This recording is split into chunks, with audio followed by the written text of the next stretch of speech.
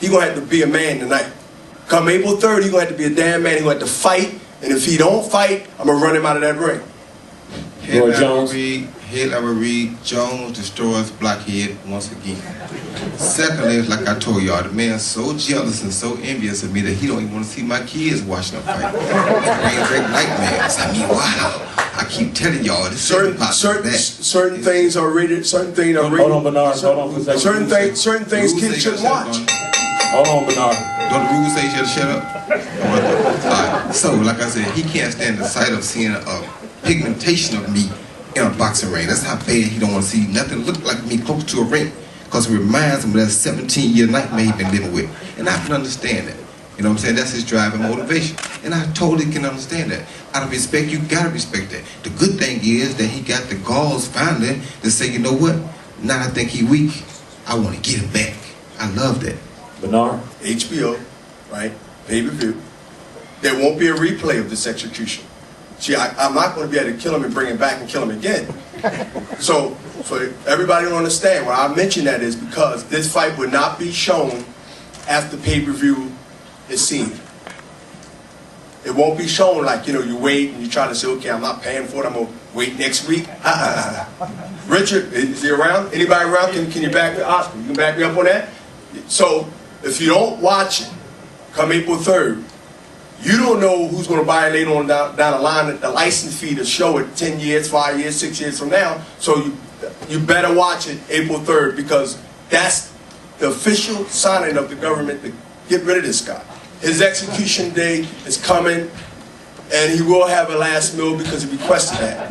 I don't know if he like dairy meat or steak or whatever he wants, he can have it. So it'll probably be picked up by Discovery Channel. Before we go to our final question, I want to just take a break from the format that we've established this time. And as everyone knows, you have two of the best head trainers in the business in boxing. And I'd like to just pose the normal, what we call press conference type question to each of them. So, Bernard, if you would pass the microphone to Nazim. Is there anything you plan in the training camp that you could pass on to us that's going to make Bernard victorious on April 3rd? First of all, I'd like to say assalamu alaikum. Passing on anything in the training camp as far as Bernard and Roy, I told Bernard in the beginning of the fight, I for one, feel as though that the Roy Jones is going to show up.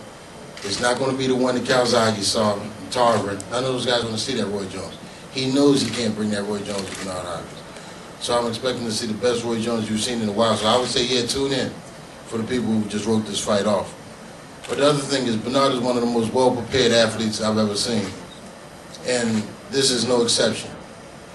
I have to keep our eyes on him in camp to make sure that he's not too eager to win this fight. I have to look at this as just another challenge. We have to prepare him, and we have to win the fight. We're not competing with any of the other fighters who fought him past before we got to him this time. So we just prepare Bernard the way we always have, and he's the constant professional, and we're going to do that the same thing we've done in preparing for Roy Jones Jr. and, you know, securing his legacy as Bernard Hopkins. Coach Bird?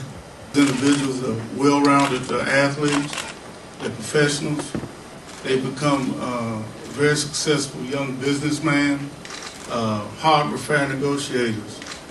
It's going to be a very interesting fight. Don't have any doubt in your mind about if these guys are going to be ready. Bernard's going to be ready, Roy's going to be ready. In reference to changing the training regimen, every time Roy fights, we're mentally and physically prepared, we train hard. It's no phantom punches in boxing. There's no phantom ways to train an athlete to get him to really stand out that much above his opponent.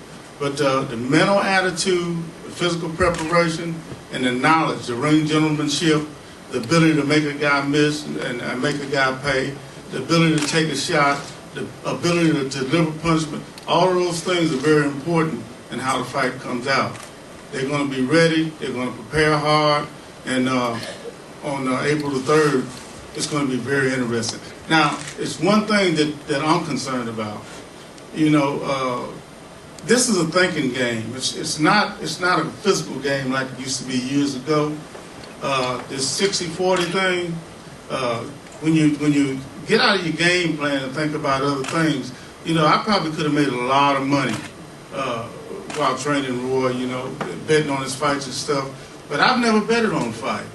And I've worked with Roy for 20 years. And the reason I don't bet on a fight is because that puts added pressure on me.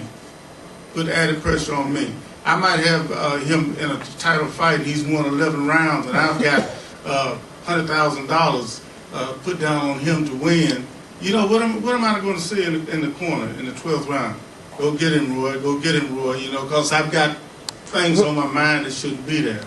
So the person that keeps their head together, stay mentally and physically prepared, capitalize on the person's mistakes when he make them in the ring, is going to be very essential in this fight. Roy has ability when a guy makes mistakes to make him pay. But Bernard is one of the slickest fighters out there. I've watched him for a long time, and I give him credit for that. He's both of them are legends. It's going to be very interesting. I'm just anxious for the third to come.